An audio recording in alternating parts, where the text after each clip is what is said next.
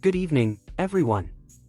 Tonight, we find ourselves at a crossroads in the Bay Area, a place where championship banners hang high, but frustration now fills the air like fog rolling off the Pacific.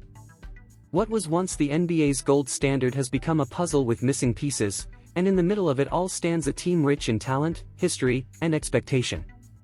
The Golden State Warriors, led by legends and fueled by dreams, now face a sobering question: what is going wrong?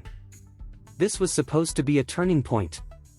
The return of a healthy Stephen Curry, the fire of Jimmy Butler added mid-season, and a core that had gone 21-3 when the two stars shared the court, momentum was on their side. A must-win game loomed, and the energy felt different. Fans were ready to believe again.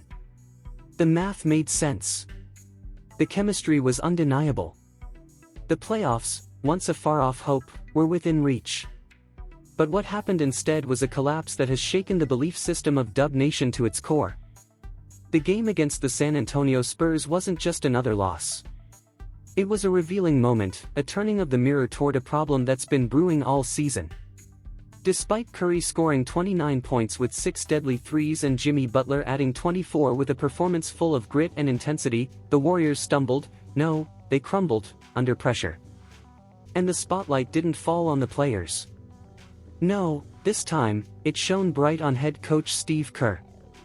For the better part of a decade, Kerr has been revered in the Bay. His calm demeanor, championship pedigree, and innovative approach earned him trust and admiration. But now, that same trust is being tested. Because while Curry and Butler continue to deliver, it's the decisions coming from the bench that are holding the Warriors hostage. As the game unfolded, fans noticed a disturbing pattern. Kerr reached again for the casual lineup, rolling out the now infamous trio of guards, Stephen Curry, Brandon Podziemski, and Buddy Hield. This combination has been tried before. Again and again. And almost every time, it fails. Defensively compromised, offensively redundant, and often undersized, the three-guard lineup has become a symbol of stubbornness, a refusal to evolve even when the numbers scream otherwise.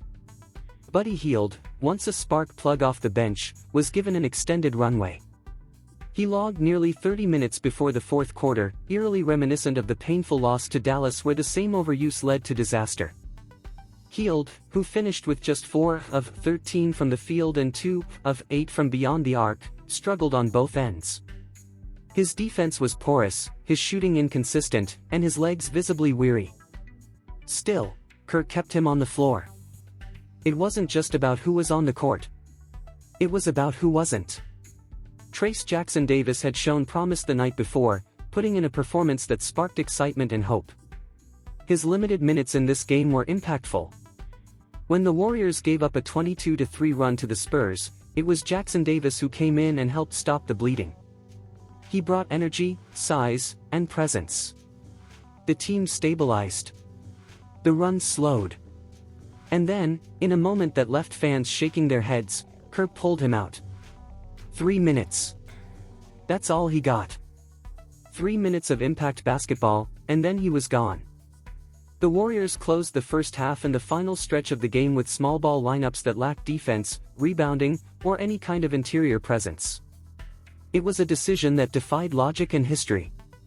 A decision that cost them the game.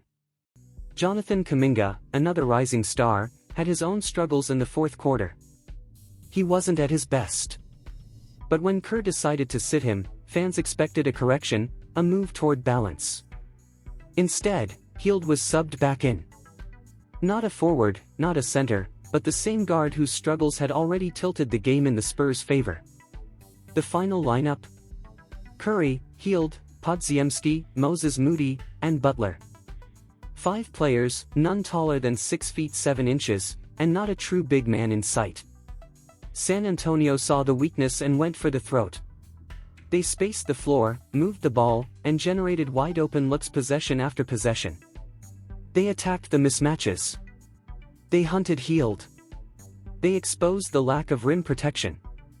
And they delivered a devastating 38-23 fourth quarter that left the Warriors stunned and silent. This wasn't just a strategic blunder. It felt like a betrayal of everything the Warriors had worked to build since acquiring Jimmy Butler. That trade was a turning point. It forced adjustments. It led to wins. It made the team better. But in this game, it felt like Kerr had forgotten those lessons. He reverted to failed rotations, ignored momentum, and gambled away a game they simply couldn't afford to lose.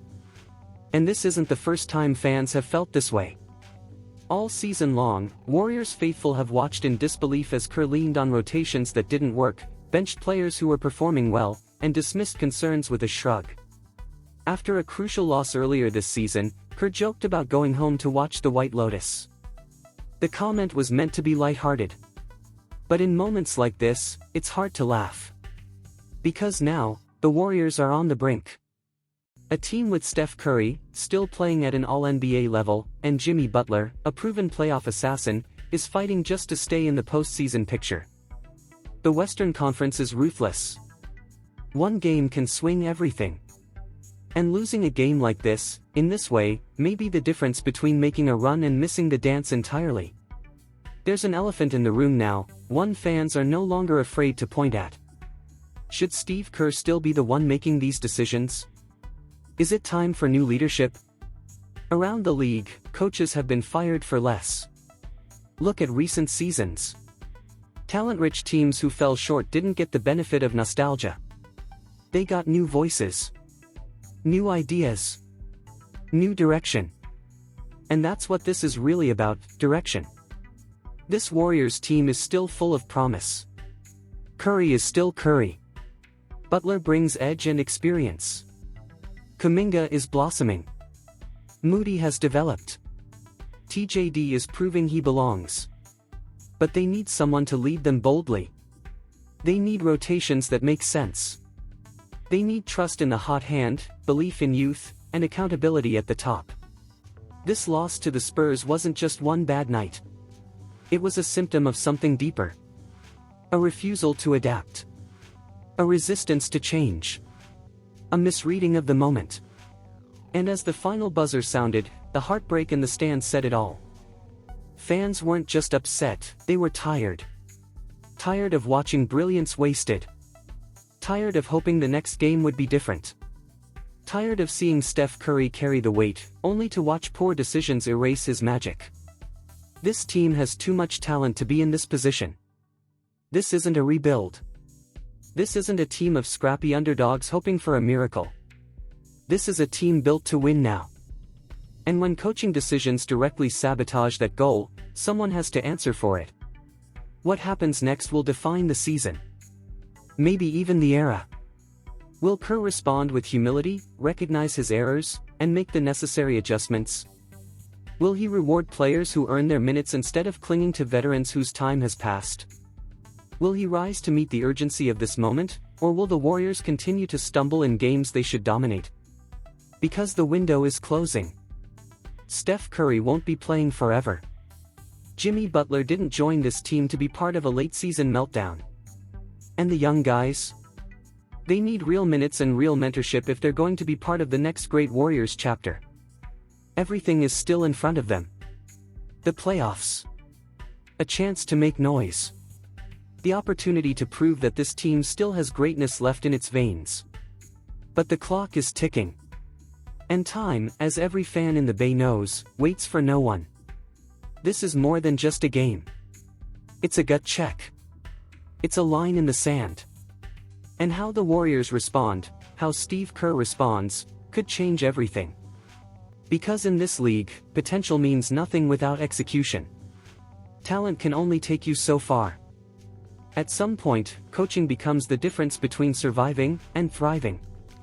This is your wake-up call, Golden State. No more casual. No more comfort. No more excuses. The dynasty isn't dead, but it's in danger. And if the Warriors want to rise again, it starts with a single question. Are you willing to fight for it? And here's a tip from the Fan Golden State Warriors channel: study financial education and have opportunities in the financial market by studying REITs and investing in large brokerages around the world. And here's the key takeaway from the channel: delve into financial education to enhance your quality of life. Within the financial market, explore bonds and shares, particularly focusing on real estate investment trusts, which offer the potential for passive income. Engage with this responsibly and consider reputable investment brokerages worldwide.